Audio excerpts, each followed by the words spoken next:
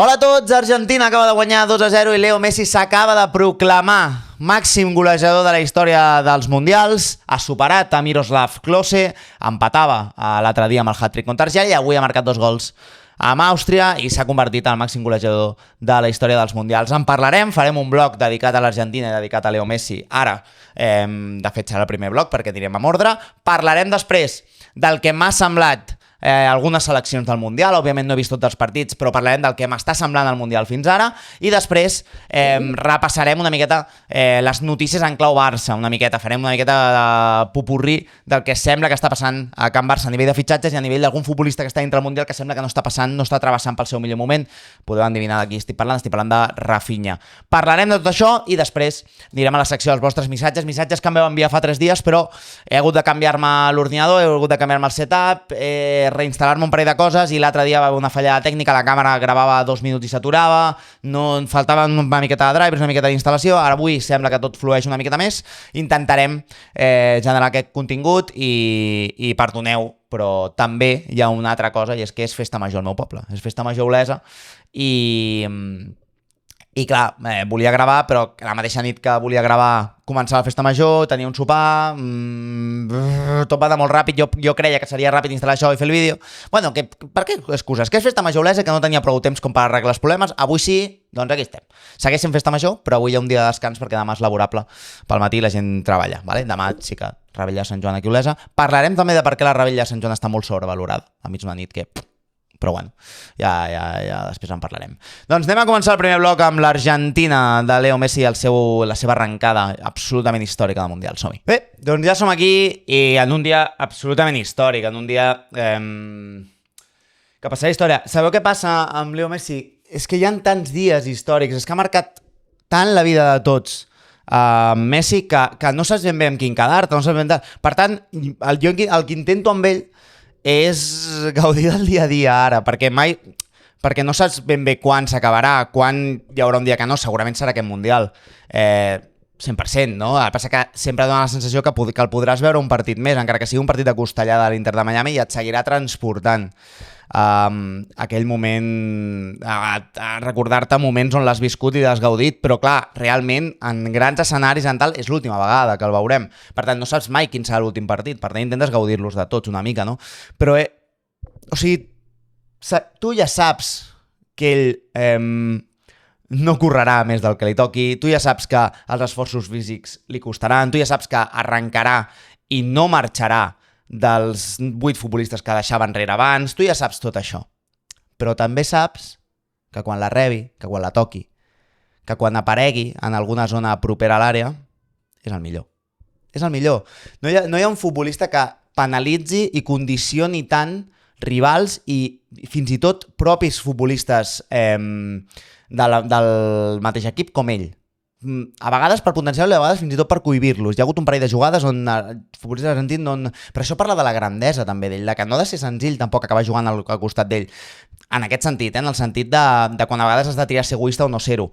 Perquè, òbviament, quants futbolistes, parlaré del primer gol que ha fet, quants futbolistes Leo Messi els ha catapultat i han guanyat els diners que han guanyat gràcies a Leo Messi, o han tingut les carreres que han tingut gràcies a jugar al costat de Leo Messi. Sense anar més lluny, Jordi Alba. Si vosaltres veieu el primer gol d'Argentina avui, el primer gol de Messi, és la jugada de Jordi Alba. És obro banda, semblo que em desconnecto de la jugada, arribo a la frontal de l'àrea. Els futbolistes d'Argentina ho fan molt bé també, tant són els davanters Lautaro i em sembla que hi havia algú més que ha guanyat metres a la defensa, és a dir, que ha enfonsat la defensa contrària. Per què? Perquè tu havies d'enfonsar aquesta línia defensiva d'Àustria perquè et deixés aquest espai per aparèixer, no? A vegades és bastant important aquests moviments sense pilota per aconseguir que generi aquell espai a la frontal de l'àrea que tu no saps per què, que tu saps sempre que apareixerà i sempre apareix sol. O sigui, sempre és una virtut, no? La virtut d'aparèixer en el moment concret, en el moment precís, quan tothom sap que apareixeràs, això és una virtut que ha tingut Messi i que a vegades no li hem valorat, perquè en té tantes, és tan bo, és tan superior que no li hem valorat aquesta. D'aparèixer en el moment just quan tothom sap que apareixeràs, en el lloc que tothom sap que apareixeràs i tot i així, aparèixer. Això és una virtut, la virtut de desaparèixer i aparèixer, que l'ha tinguda sempre Messi i potser no és de les 10 virtuts que més li hem que més hem celebrat o que més t'imagines i et ve el cap quan veus Leo Messi. Però sincerament, nois, no sé, es millora tant cada pilota que toca. O sigui, el partit d'avui Leo Messi ha pogut fer 3 gols, ha fallat un penal. O sigui, és que no estem sent conscients. Ha marcat, porta 5 gols en 2 partits, però n'han pogut ser 6. La falta a l'últim minut ha pogut ser 4, fins i tot. Vull dir, és que potser és la millor arrencada mundial de Leo Messi. És que estem davant de la millor arrencada del mundial de Leo Messi, de tots els que ha jugat. Estem davant. I estem parlant que aquest mundial havia de ser l'últim, que aquest mundial havia de ser un homenatge, que aquest mundial l'havíem d'estar aplaudint i agraint tot el que ens ha donat, tots aquests partits, tot aquest temps. I en certa manera és això, un homenatge llarg, un homenatge a cada partit. Però és que aquest fill de puta no ens deixa anar, tio. És que aquest fill de puta ens té agafats i no vol. O sigui, vol competir cada acció, cada pilota, la última jugada, que ell ja fa la passada Julián, és una pilota llarga, al minut 90, amb 38 anys, un mundial, quan ve de guanyar fa un sprint, guanya l'acció, se la queda, aixeca el cap, veu Julián, li dona la passada per davant mesurada a Julián per deixar-lo davant del porter. Julián Álvarez falla l'acció i Leo Messi no ha de per què seguir aquesta acció, ja està, no cal més. Tens 38 anys, el partit està guanyat, no necessites anar a aquella acció. Leo Messi persegueix l'acció, li arriba la pilota dintre de l'àrea, retalla, finalitza, falla, o sigui, no encerta, i tots diríem, un altre cop, com abans, ja està, no ho tornis a intentar, no ho necessites. No t'has de per què llançar els peus del defensa com un autèntic psicòpata a l'últim minut del partit quan el partit ja està guanyat. I el tio va, i el tio s'hi torna a llançar els peus del defensa, remata a porteria, marca el 2-0, 5 gols en 2 partits, i això parla de la grandesa de Leo Messi, de per què és diferent a tots, perquè és voraç, perquè és un animal, perquè no ha existit ni existirà mai cap altre futbolista amb la gana d'aquest tio, amb la voracitat, amb la competitivitat d'aquest tio. No tornarà a existir, no ho tornarem a veure. Jo almenys no tornaré a veure un tio amb la gana per guanyar d'aquest tio. De veritat. Està sent molt emocionant veure el Mundial de Messi. Molt. Perquè cada acció, cada mínima arrencada, cada jugada on la pilota la té un futbolista argentina, el lateral esquerre argentina, tal, i a mi se m'escapen els ulls a buscar-lo, a mi se m'escapen els ulls a mirar on collons està ara. I està caminant per allà pel mig del camp i ja està mirant amb el cap on pot aparèixer, on pot fer mal. Tot és... I cada vegada que el mires i cada vegada que rep la pilota i gira i busca l'1 contra 1 i busca encarar, i fins i tot després del segon gol ha fet una jugada al mig del camp que ha canviat el ritme i ha marxat del central. O sigui, en aquell moment, quan arrenca d'aquella manera, a mi m'entra un pessigolleig per dintre, m'entra unes pessigolles, una emoció, una alegria que no sé ni descriure, perquè em transporta quan era petit, em transporta quan tenia 10-11 anys i el veia arrencar per la banda dreta del Camp Nou aquella temporada 2004-2005 amb Ronaldinho Eto'o, em transporta allà encara, aquell moment quan arrenca, i perquè Leo Messi ja s'ha convertit en una finestra on mirar-nos a nosaltres mateixos en el temps com el gaudíem. És tota l'estona això, cada partit de Leo Messi és una finestra a recordar-nos a nosaltres quan el gaudíem, o sigui, no ho sé ni explicar, és molt emocionant, és molt emocionant, de veritat. De veritat, m'emociona de veritat, o sigui, m'entren ganes de fins i tot de plorar de veritat amb Leo Messi, no ho sé, tio. Jo crec de veritat, tio, que no hi haurà cap altre futbolista de veritat que condicioni tant la meva vida, la meva manera de veure futbol com Leo Messi. O sigui, no hi haurà cap altre futbolista que em faci tan feliç, ni la meitat de feliç que em farà Leo Messi. Vindrà Lamins, i vindrà el que vingui darrere del Lamin, i vindrà qui vulgueu. Per mi, per la nostra generació, pels que l'hem viscut, joder, que jo porto tota la vida veient el Barça amb Messi, que jo no recordo un futbol sense Messi, no el recordo. No el recordo. De veritat. No hi haurà cap altre que hagi marcat tant la vida de nosaltres com l'ha marcat ell, no existirà. No el veurem, és impossible. Ha marcat la vida de tothom, de tots els que l'hem gaudit durant tants anys, és impossible que no et generi aquesta emoció, aquest pessigolleig quan el veus arrencar, aquesta falta a la frontal de l'àrea i dius, i si la torna a fotre? I se'n va al costat del pal i dius, què és? És que em costa de veritat no emocionar-me amb ella, és que és... per favor, tio. I el dia que digui que plega, tio, quina plorera, per favor. I estic aquí mig emocionat amb un partit de grups contra Àustria que ha guanyat 2-0, un partit ramplón d'Argentina, un partit que futbolísticament no passa a la història per res, un partit justet d'Argentina, un partit... Bé, Argentina competeix, Argentina sap quan li toca defensar-se, Àustria no li ha generat absolutament res, sí, col·lectivament és un partit fluix d'Argentina, amb això, el que hem vist col·lectivament d'Argentina no li donarà per revalidar i per guanyar el Mundial, no li donarà. Però té aquest nano, té aquest noi, té aquest tio que és el millor de tots i el millor de sempre, i que val la pena menjar-te partits de merda, val la pena menjar-te partits avorrits, val la pena menjar-te partits on Argentina no fa dues passades seguides per veure només 10 segons d'arrencada d'ell, 10 segons de deixar la pilota de cara, 10 segons d'aparèixer dintre l'àrea, 10... res. Ho justifica tot. Tot. En fi. Oh, per favor, tio. Per favor. Ai, bueno... fet ja l'espeech que tocava de Messi, anem a parlar una mica de la resta del Mundial. És que jo em tiraria avui una hora parlant de Messi, jo m'hi tiraria i faria un homenatge sencer, però és que ja no sé ni què més dir d'ell. En fi, anem a parlar de tot el Mundial en general i ja tindrem. És que tinc la sensació que no puc estar allargant això, el comiat i al parlar d'ell tota l'estona, perquè tinc la sensació que cada 3-4 dies podré parlar-ne en aquest Mundial, perquè sí, de moment, com a mínim, a 16 de final el veurem. Per tant, crec que si tot va com ha anat, no jugarà el tercer partit, el faran descansar.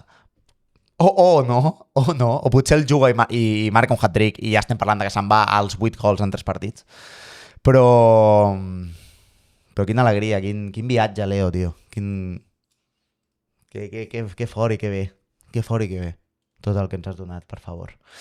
Anem a parlar de resta del Mundial, va. Començarem, com no, per Espanyita, que va jugar ahir, i anirem enrere en el temps a veure què rasquem. A veure, la meva idea per anar repassant els partits del Mundial una mica, i perquè això no s'acabi fent del tot tediós, és repassar-los una miqueta per sobre, veure com van els grups al final, però parlarem una miqueta dels últims partits que he pogut veure del Mundial, insisteixo, perdoneu-me, però avui no, però des del divendres és festa major olesa fins dijous. Sí, aquest any és llarga perquè fem aquest peron de dilluns-dimarts on no hi haurà res per la nit, no hi haurà concerts, i demà per la Revetlla Sant Joan sempre tornen, recordeu, per Sant Joan a Olesa la fan, i Sant Joan sempre és sinònim de festa major olesa, per tant, sempre sinònim, no, collons, que és festa major olesa, i per tant aquest any, com ha caigut entre setmana, doncs ho han fet així, han dividit, han fet dissabte, va començar i van fer concerts, he dit divendres i va ser dissabte, van fer concerts i tal, ahir i avui una miqueta mig gas, temporitzant i tal, demà torna a la festa major grossa i forta.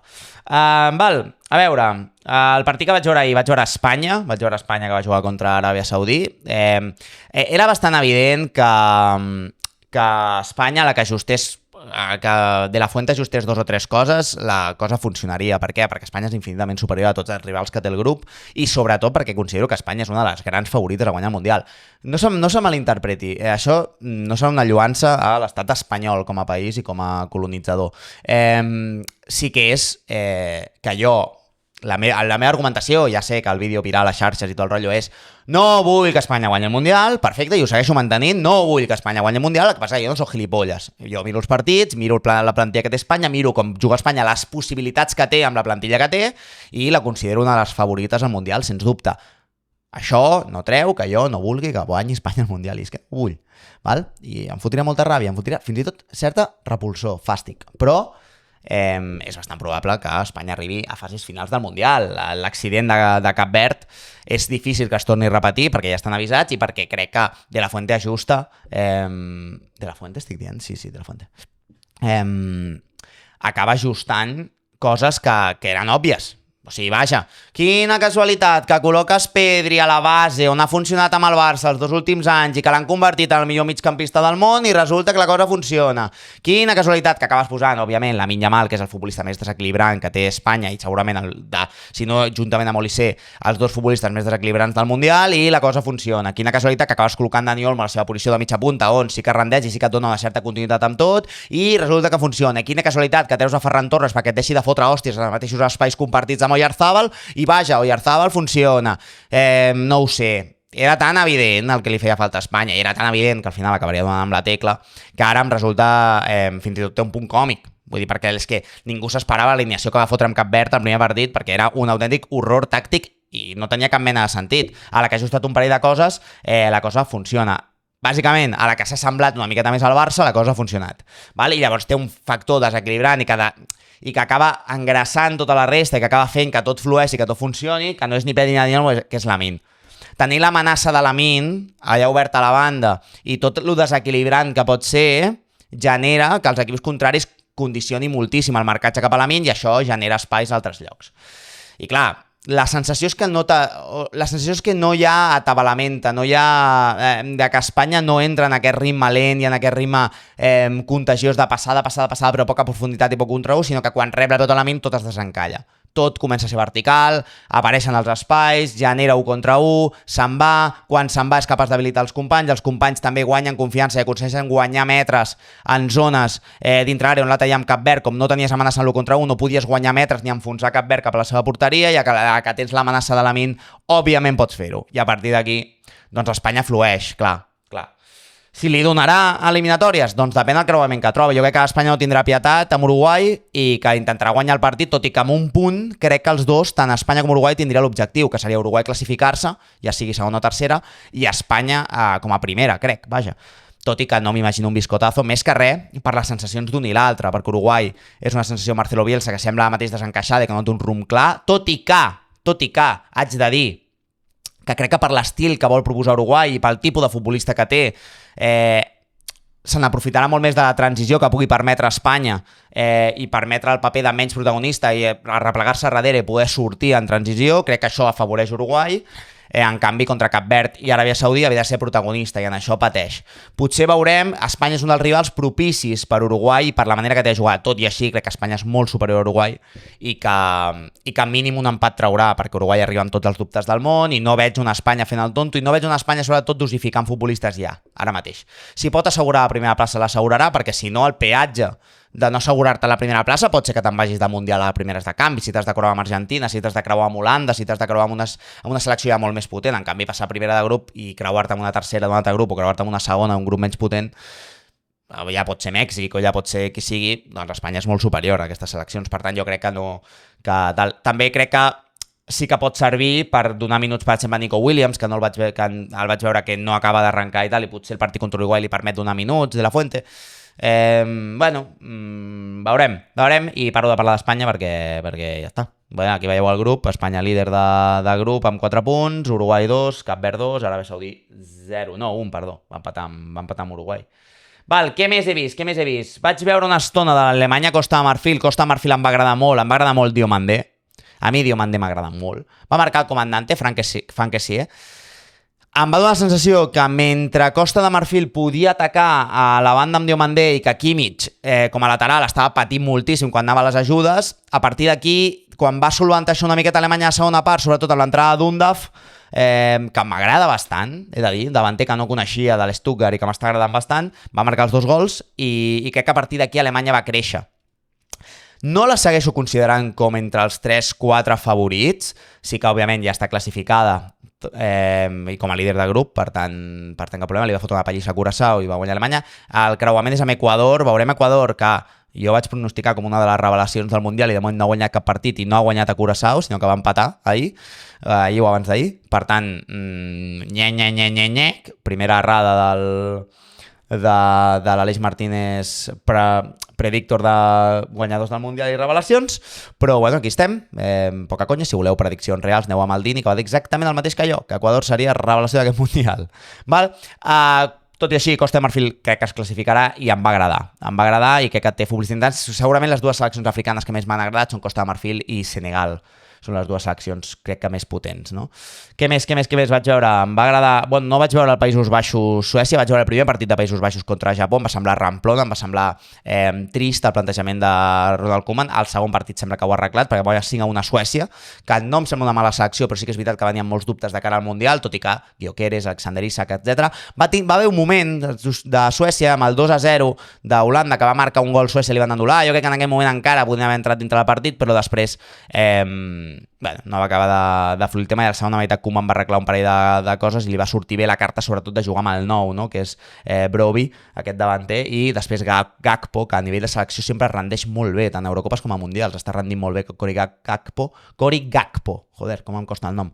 Per tant, Holanda, Països Baixos, que la tindrem pràcticament classificada, Japó amb 4 punts, i Suècia, que es jugaran la segona i la tercera plaça, però un dels dos, els dos estaran classificats pels 700 de final. És que és una merda aquest Mundial, més que res per això, perquè la gran majoria d'equips acabaran classificant-se. Ho has de fer molt malament, com ho ha fet Turquia, per no classificar-se. Turquia, que era una de les revelacions a Marta Gyula, com diu Manolo Lama, i que està eliminada del Mundial. No mireu més, o sigui, podeu mirar els punts i podeu fer les sumes que vulgueu, però amb el gol average que té perdut tant amb Estats Units com amb Paraguai, està eliminada del Mundial. Està eliminada. Guai.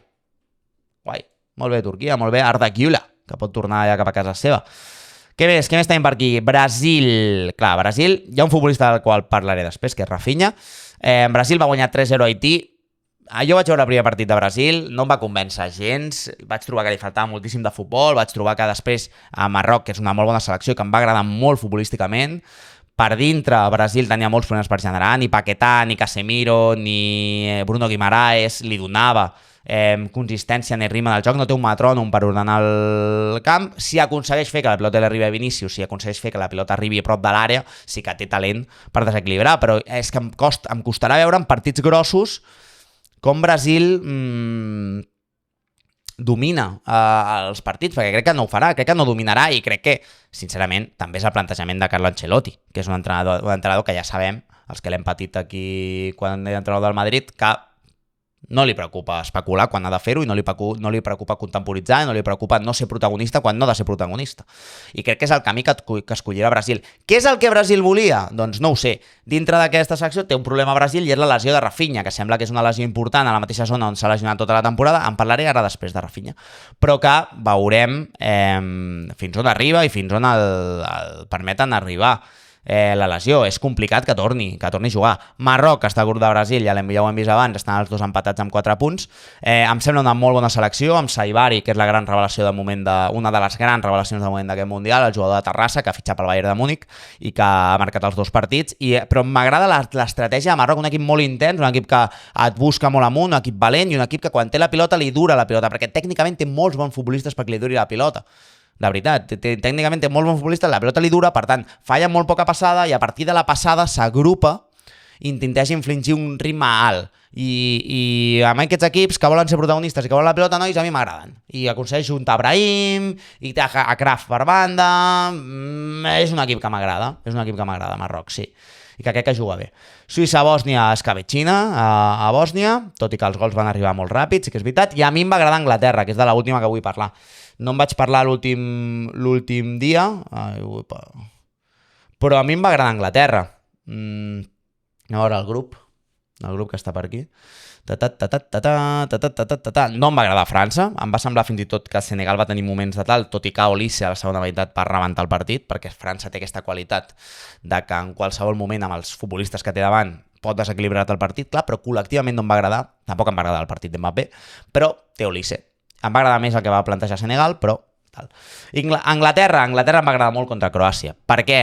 No molt a nivell jo vull jugar com a Anglaterra, no, òbviament no ho vull pel Barça, però quan entrem al Mundial moltes vegades hem de sortir d'aquesta lògica Barça i d'aquesta lògica tal, però jo a Anglaterra tenia la sensació de les últimes Eurocopes i els últims Mundials que tenien un plantillot, que tenien molt bona plantilla, però que els hi faltava la personalitat per jugar els que ells volien, no sabien ben bé el que havien de jugar, no tenien la personalitat per imposar-se dintre del camp al ritme que ells volien, i en aquest Mundial contra Croàcia l'altre dia em va donar la sensació que sí, que imposaven el seu ritme. I ens pot agradar més el que plantegen o no, i ens pot agradar més aquesta transició, aquest arreplegament una vegada, però sí que és veritat que van tenir moments a segona meitat, sobretot uns 20 minuts, que li van poder fotre 7 a Croàcia tranquil·lament. Té Harry Kane en molt bon estat de forma, sembla ser que Jude Bellingham també arriba bé de forma, recuperarà Bukayo Saka i traurà Madueke, suposo, perquè Madueke és un autèntic desastre futbolista, i Anthony Gordon, que, bueno, direm entre tots i serem bons, que pressiona molt bé, perquè no la va olorar. Però bueno, dit això, sí que m'es sembla que és la primera vegada que veig una Anglaterra almenys amb un punt de personalitat i amb un punt de creure-s'ho, però ja no creure-s'ho a nivell de ganes, intensitat, no, creure-s'ho a nivell futbolístic, de jo vull fer això i això és el meu pla de partit i porto el meu pla de partit a executar i li funciona, de moment el primer partit com a mínim, i això és una cosa que als últims mundials no vèiem, val? I ja està, això ha estat fins aquí el meu resum picadet del Mundial. No sé, si m'he deixat alguna cosa ja m'ho direu als comentaris o m'ho deu enviar per àudio, val? Anem a parlar molt ràpidament del tema Rafinha i Barça i som-hi. Val, tema Rafinha. Bé, Rafinha es va lesionar l'altre dia contra Haití abans de que acabés la primera meitat, em sembla. A veure, un moment, me diu un WhatsApp peligroso. No m'arriba res. I sí que és veritat que dona la sensació que Rafinha no està bé psicològicament. Almenys és el que jo penso. Perquè tantes lesions al mateix lloc, quan representa que hauries d'haver reforçat la zona, t'hauries d'haver recuperat bé i tal, a vegades hi ha un punt en aquest tipus de lesions de que psicològicament no has fet net i no acabes de recuperar-te aquestes lesions i tornes a caure al pou en aquesta recaiguda i aquesta recaiguda va minvant a tu psicològicament i no acabes de recuperar-te. Jo crec que hi ha un punt de Rafinha en tot això. Després han sortit totes les notícies d'un periodista brasiler que ha informat de que la família, de que Rafinha pot abandonar el Mundial ja no només per la lesió, sinó perquè té problemes familiars i problemes econòmics. Posem en quarantena tot això perquè cap periodista de Barcelona ha confirmat la notícia, tot i que Sport, Cope i Cadena Ser crec que l'han publicada, la notícia, sempre amb les cometes referenciant el periodista brasiler. La família de Rafinha sembla que ha comunicat que això és mentida i l'entorn de Rafinha ho desmenteix, tot i que a mi em sorprendria a aquestes alçades, jo que he vist bastant de futbol i he seguit bastant l'actualitat futbolística, que sortís un futbolista i admetés aquests problemes públicament, que no ha passat mai. Tot i així, la meva reflexió sobre el tema és precaució amb el que es diu i el que es deixa de dir sobre aquest tema, perquè és un tema molt delicat. I dos, a mi m'agradaria que si el debat el tenim en si hem de vendre Rafinha o no, que el debat sigui merament futbolístic, purament futbolístic, i si el seu rendiment després de la lesió, després d'una temporada complicada i tal, pot recuperar i assemblar-se al rendiment que va tenir Rafinha a la temporada 2024-2025. I aquest hauria de ser el debat, i és un debat purament futbolístic. Si és el moment de vendre Rafinha perquè podem treure una pasta i creiem que futbolísticament ja no pot aportar, o tal. Tota la resta, a mi em faria molta mandra haver de debatre sobre el tema en la situació que ha proposat el reporter brasiler. O sigui, parlant en aquests termes, de si Rafinha s'ha de quedar al Barça o no per aquestes històries, a mi em sabria molt de greu per un futbolista que crec que ha connectat bé amb l'afició, per un futbolista que crec que la temporada 2024-2025 es va erigir com a líder i per un futbolista que va donar el rendiment que va donar aquella temporada i que aquesta temporada, si no arriba a ser per les lesions, a saber quin rendiment hauria tingut. Potser no tan bo com el de la temporada 2024-2025, però segurament hagués ajudat moltíssim i que se li va tirar encara, òbviament, decisions que ell ha pres, que ell va prendre en moments concrets de la temporada que el van portar a aquesta situació de lesions i de recaigudes. Esperem que n'hagi après de tot això i esperem tenir un debat sa sobre el tema de Rafinha. I aquest ara mateix no ho és. Està viciat, és complicat, jo no tinc ganes de situar-me en segons quines coses que desconeixem. No ho sé. Quan hi hagi més informació sobre el tema, doncs ja en parlarem. Del tema Julián, que és un dels altres temes de l'estiu, s'està comentant que és possible que Julián Álvarez surti en algun moment a fer declaracions públiques oferint-se al Barça. Jo ho dubto molt. Molt. Sí que no hi ha notícies, sí que no s'està parlant del tema, òbviament jo crec que el Barça, si està treballant o està treballant en silenci i que fins després del Mundial no hi haurà notícies sobre el tema, em sorprendria molt que hi hagués alguna notícia que avancés sobre el tema i això és tot el que hi ha fins ara. Crec que ha acabat el partit i no tinc el WhatsApp rebentat de missatges, per tant, no sembla ser que Julián Álvarez hagi sortit, ja hagi parlat, ja hagi comentat res. I em semblaria estrany i tal, perquè ells estan jugant un Mundial. Vull dir que em sembla molt estrany tot el que està passant en aquest Mundial. Per no parlar, quan parlo de tot el que està passant en aquest Mundial, parlo del Madrid rebentant el mercat i fitxant a futbolistes, vull dir, és impossible que tu no et descentri i estar tancant un fitxatge per un altre equip. És impossible. Val? Però, a part d'això, les aturades per publicitat, perquè no és una aturada per hidratació, perquè si tu estàs a 15 graus jugant a Dallas, no has d'aturar-te per hidratació. Les aturades per publicitat que s'estan perpetrant en aquest puto mundial i convertir un puto partit de futbol en 4 temps. O sigui, convertir un partit de futbol que tenia 2 temps en 4. I de manera totalment burda, sense que això s'hagi informat a ningú i amb l'excusa de merda de l'aturada per hidratació. Que no és una aturada per hidratació, almenys ves de cara, aturada publicitària, perquè això és als Estats Units i estem intentant implantar aquest model de negoci. Llavors que la penya se't tiri sobre, que la penya t'insulti, que la penya reclami, que la penya tal. Però fer això del cooling break, d'aquesta aturada per beure aigua, quan estàs a 15 putos graus a Atlanta, no me jodes, tio. No me jodes, és que talla el ritme, no beneficia a ningú, no beneficia l'espectacle, no beneficia la continuïtat en el joc i no beneficia els equips que volen proposar i que volen ser protagonistes del partit. Només beneficia els equips que volen perdre temps, que no volen que el ritme sigui alt, que no volen que el partit tingui molta continuïtat, que volen que el partit s'aturi. En això sí que beneficia aquesta gent. I sobretot els que s'estan anunciant, les marques que s'estan anunciant i la pròpia FIFA que s'estan portant un tou de pasta per aquests putos anuncis que deuen valdre un dineral perquè tothom està atent, perquè són 2 o 3 anuncis, no te'n pots anar enlloc i te'ls menges amb patates. Desastre absolut. Val? I ara anem directament a parlar dels vostres àudios, a veure què tal.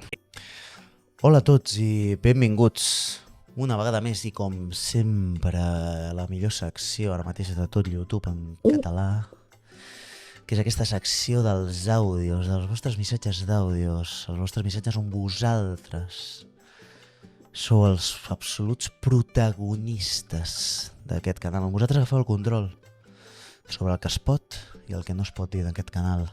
Realment això és mentida, perquè el control sempre el tindré jo, i si alguna vegada feu alguna pregunta que em toca una miqueta els nassos i em molesta, doncs després en postproducció la tallaré, però no us ho diré, mai ho sabreu, mai sabreu si hi ha hagut alguna resposta passada de voltes i què he hagut de tallar. Aquesta és la veritat sobre tot plegat.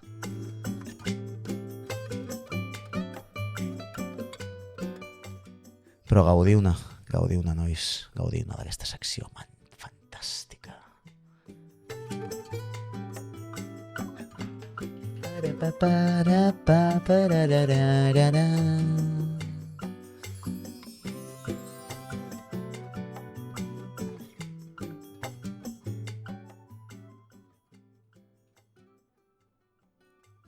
Doncs som-hi, anem al primer missatge que trobarem aquí a la part de sota. Primera jornada mundial, David Poig, som-hi.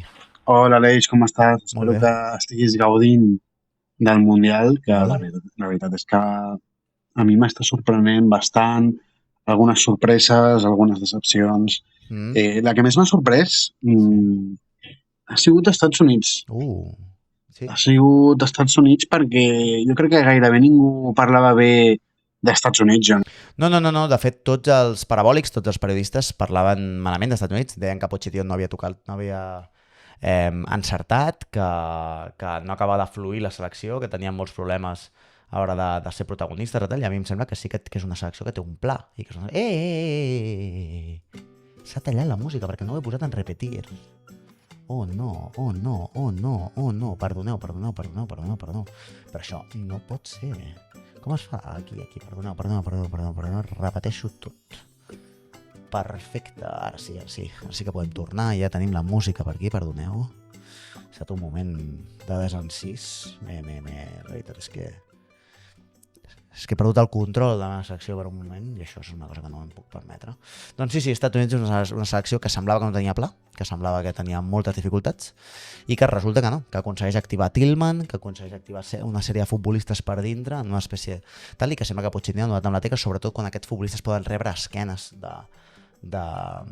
del pivot defensiu de l'equip contrari, quan aconsegueixen aparèixer entre aquest espai entre central i mig centre defensiu o els primers interiors, els primers pivots, si aconsegueixen rebre allà són futbolistes molt perillosos i ho està aconseguint a través del tercer home, a través d'històries. Vull dir que és un equip bastant més treballat del que sembla. Som-hi, acaba, sisplau. No segueixo la selecció americana, però tothom parlava bastant malament d'ells, que no convencien gaire. Sí, Austràlia, no sé com acabarà el partit.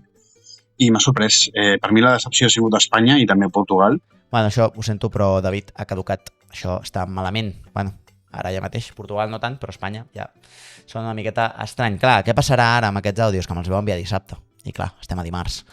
La cosa haurà canviat una mica. Som-hi a veure què diu l'Adrià. Bones, Aleix. A mi em sembla que s'ha pagat una mica el mercat de fitxatges del Barça sobre un davanter. Creus que al final es fitxarà un davanter? O sigui, jo crec que necessitem un davanter, perquè en Ferran Sol a dalt jo crec que no fem. I sobre si hi ha rumors que potser també marxa, no ho sé. Què creus? Vull dir, s'acabarà fitxant davanter? Quin davanter creus que s'acabarà fitxant? Perquè Julián cada cop és més difícil. Ja diràs, vinga, visca el Barça, visca Catalunya. Doncs jo crec que seguiran insistint amb Julián, sincerament. Crec que seguiran insistint amb Julián. Que encara estem d'hora, que encara estem a 22 de juny, que passa que la sensació de mobilitat del Madrid en el mercat de fitxatges genera que sembla que el Barça estigui fent un mal mercat perquè no està fitxant, però estem a 22 de juny. Ha d'acabar el Mundial, ha d'haver 1000 històries. Per tant, i fins a l'1 de juliol realment el Barça no tindrà constància del que sí que pot inscriure i el que no a nivell de fair play, perquè l'1 de juliol es torna a resetejar tot el límit salarial. Per tant, fins a aquell moment el Barça no podrà saber ben bé a què pot optar. Per tant, jo crec que hem de tenir tots un punt de paciència encara amb el fitxatge del nou. Àlex de Torelló. No sé si s'encén, és la primera vegada que faig aquests àudios. Estic una mica xumat per aquí a Croàcia, amb uns amics. Bueno, res, només passar per aquí per comentar una mica de puta Espanya sempre, però sempre, allò que dius, hòstia, sempre. I segon, tot el tema de França, aquestes preferides, com has vist aquest inici? Doncs, Àlex de Torelló, abraçada forta des de Split, des de Croàcia, abraçada i petons forts. Això que has dit, puta Espanya, doncs sempre. Com he vist les seleccions favorites? França i companyia. A mi França no m'apassiona, a mi França jo crec que un mig del camp amb Rabiot, Tchouaméni és un autèntic desastre, que no jugui Cherki és un autèntic desastre, intenta col·locar tots els davanters que té davant, Dembélé, Doué, Olise i Mbappé, i que si no arriba a ser l'altre dia per Olise i de com va decidir trencar el partit i que Senegal es va obrir una mica i va generar espais per dintre, el partit acaba 0-0 perquè sincerament França no em dona una sensació, però competirà, perquè té tant de talent davant que acabarà competint i que acabarà amb possibilitats de guanyar el Mundial, perquè ha tingut possibilitats de guanyar el del 2022 i va guanyar el de 2018 jugant això. Ara que encara té més talent davant, perquè encara en té més, tot i que pots dir que no té Griezmann, però bueno, pot col·locar Cherki, que li pot fer una funció similar, no, perquè Griezmann és millor, però ens entenem, aquest futbolista entre línies que uneixi tot una miqueta, que faci de superglue per unir el mig del camp i unir els davanters, i a partir d'aquí tirarà fins on li doni el talent dels seus futbolistes, i com té tant de talent, doncs arribarà segurament lluny. Però hòstia, quina sensació de pots fer molt més, i quina sensació de formigó armat en passar-te un partit de França, que no regala absolutament res a l'espectador i que no regala absolutament res al món que el vol veure. En fi, abraçada, Àlex. Som-hi, Verònica! Hola, Aleix. Hola, Verònica. Estiguis bé pel que fa a la primera jornada del torneu. O sigui, va ser com molt divertit i molt emocionant. Com vam comentar, que em va sorprendre moltíssim la qualitat de joc del Cap Verd. I també em va agradar moltíssim el partit d'Anglaterra-Croàcia, que va ser com molt igual, molt emocionant i crec que un dels millors partits de la jornada. De moment, sí. Clar, també el partit d'Argentina-Algèria amb els 3 gols de Messi, que una altra vegada hi va mostrar que és el millor jugador del món. I amb això també volia mencionar la situació de Portugal, que, clar, un empat i ara mateix molts crítiques per Joao Neves i també Bruno Fernández amb els comentaris sobre Ronaldo i també la crítica que i Messi, Haaland i Mbappé marquen molts gols i Ronaldo no. Doncs volia preguntar-te què et sembla aquesta situació, aquesta crítica per la selecció portuguesa, i sí. I altres coses que també m'ha sorprès moltíssim bé la qualitat de Canadà i dels Estats Units, que va marcar molts gols, o sigui, també en la primera i la segona jornada. I amb això volia preguntar-te només quina selecció i quin partit van ser com els teus preferits per veure com neutral. Doncs moltes gràcies, Aleix, i una abraçada. Una abraçada, Verònica, molt interessant. Sí que és veritat que jo tenia la sensació quan al Mundial de 48 seleccions que això seria una autèntica escabatxina, o sigui que veuríem pallisses de seleccions i que tret de l'Alemanya i l'altre dia Espanya una mica, que va fluixar però que també va ser molt superior. Tret d'aquestes dues, els partits són bastant igualats, són bastant equilibrats, fins al punt de que Cap Verd li ha rascat un punt a Uruguai, de que l'altre dia el Congo li va rascar un empat a Portugal. Vull dir que estem parlant de que seleccions potents estan patint contra seleccions petites. I a partir d'aquí, doncs, la sensació aquesta que està molt més igualat del que sembla, a l'espera de que les grans seleccions acabin lloquet d'engraçar-se. També passarà que crec que Portugal, que va tenir l'ensopegada amb el Congo, crec que no tindrà més ensopegades i que passarà perquè la segueixo considerant una de les favorites pel Mundial.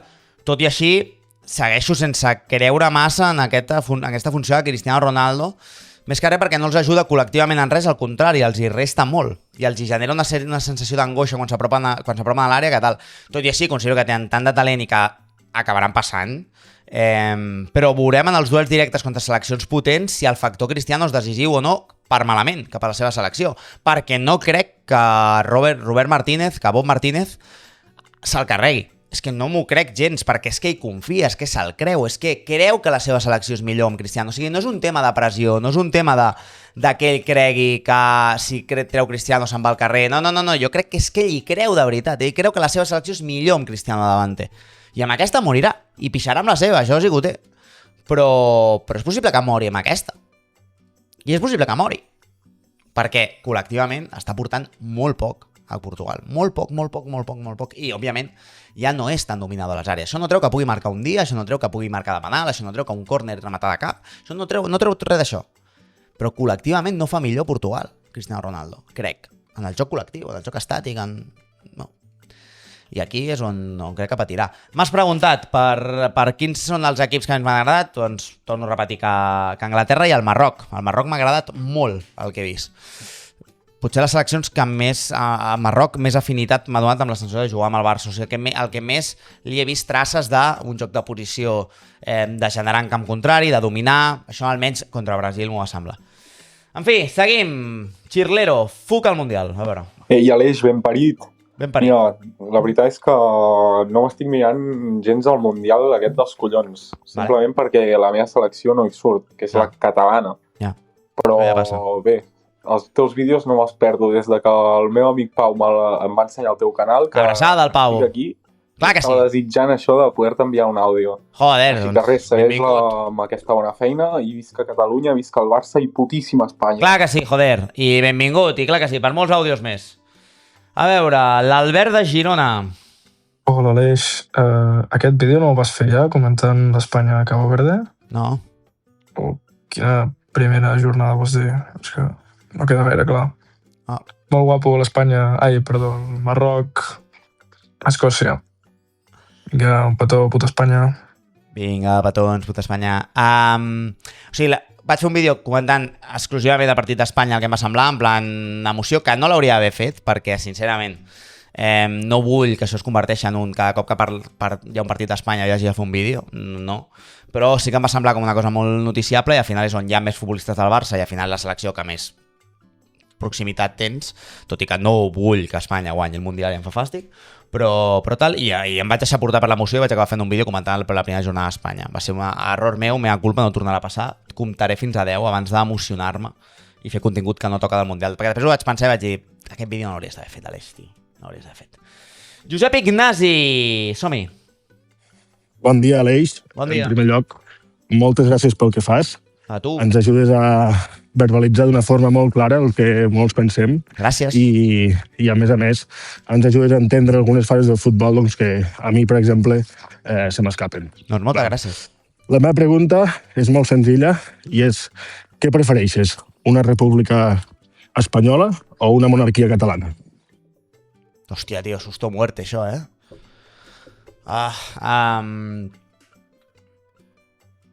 No, preferiria una monarquia catalana per després anar contra la monarquia catalana, no? Però, clar, és que ojo això.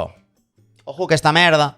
perquè fent aquestes preguntes que porten enlloc realment, perquè és una hipòtesi i un tal, de cop has deixat oberta aquí una porta a l'extrema dreta que acaba comprant-te amb arguments com aquests i amb preguntes absurdes que no porten enlloc. O sigui, no estic dient que siguis absurd i que no valori la teva pregunta, Josep Ignasi, perdona, no malinterpretis. Però aquesta pregunta és fàcil que de cop es descontextualitzi i acabi portant-te a un exocac on defenses la irrupció de l'extrema dreta a Catalunya. I no. Per tant, podria una monarquia catalana per després carregar-me aquesta monarquia, després tallar-los el cap.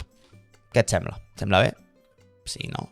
O sigui, que sigui merament un tràmit que hi hagi una monarquia catalana, però després nyec, pum. A part, qui seria la família monarca catalana? Deixeu-me els comentaris. Qui seria? Què, la família Pujol? Faria una miqueta de gràcia, això. I després tallar-li el cap. No, per un broma. Faria una miqueta de gràcia, no? La família Pujol, que vagin erigint-se com els reis de Catalunya. Tancar el cercle, no? Una mica. Tot torna a Convergència i Unió. Gira el món i torna al Born. A veure, què més tenim per aquí? L'Arnau.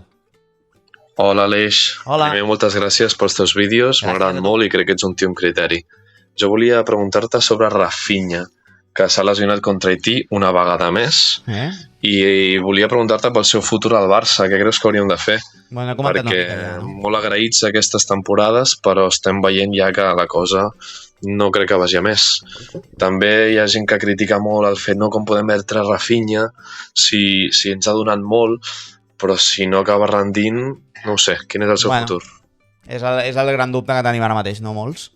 Primer de tot, que recuperi i que si té aquests problemes familiars que sembla que té, que els solventi. Després ja en parlarem de tot plegat. Es rumoregen ofertes de l'Al-Hilal, es rumoregen coses d'Aràbia. Bueno, és el gran dubte que hi haurà aquest estiu, em sembla, amb Rafinha. Si pots rascar alguna cosa per ell, l'has de traspassar aquest estiu, si no, sembla que te'l menjaràs amb patates i la tendència sembla que no és bona. Jo ja vaig especificar el que creia en un vídeo i vaig fer clip a TikTok i a Instagram, se'm va tornar viral i molta gent insultant-me, però crec que és un debat que hem de tenir sobre la taula. O guanyes pasta amb Rafinha o no la guanyaràs mai. Que ens convé guanyar-ne pasta? Jo considero que sí, que no està de més. Guanyar-la per un actiu que es anirà devaluant. Que Rafinha es queda i tal, a tope amb ell. A tope amb ell, cap problema amb ell. Que no torni a fer la subnormalitat aquesta d'anar-se'n a Boston a jugar un amistós i ja està. I ho arreglem així. Però és un debat que hem de tenir sobre la taula i hem de començar a admetre que un club gran a vegades depèn d'aquestes decisions. I ja està. I és el debat que hem de tenir. És el debat que hem de tenir. Eloi, som-hi! Què tal, Aleix? T'envio aquest àudio després de sortir de festa. Per tant, pots comprovar que la meva veu és calmada, idònia per aquesta secció, que s'ha convertit en una de les meves preferides de tot YouTube. Gràcies. I encara no t'havia enviat cap àudio, quan realment porto molt de temps seguint-te. Crec que vaig ser dels primers. I bé, jo venia aquí a dir dues coses. La primera és un facto, i és que efectivament Sant Joan és una festa super sobrevalorada. Sí. Els petardos no serveixen d'absolutament res i la gent que tingui mascotes, especialment gossos, m'entendran. I la segona és una pregunta una mica diferent. Ara que Cucurella ha fitxat pel Madrid, faries algun tipus d'esforç econòmic per intentar fitxar a Grimaldo? A part del dilema de Cancelo sí, Cancelo no. Grimaldo, com ho veus? Vale, seré sincer. Quan has dit una pregunta una miqueta diferent, m'esperava qualsevol cosa menys que tornessis al futbol. Però, ok, Eloi, està bé. Venim a parlar d'això. No et preguntaré... La pregunta diferent és no preguntaré per Julián Álvarez, et preguntaré per la tela d'esquerra. Està perfecte. Grimaldo.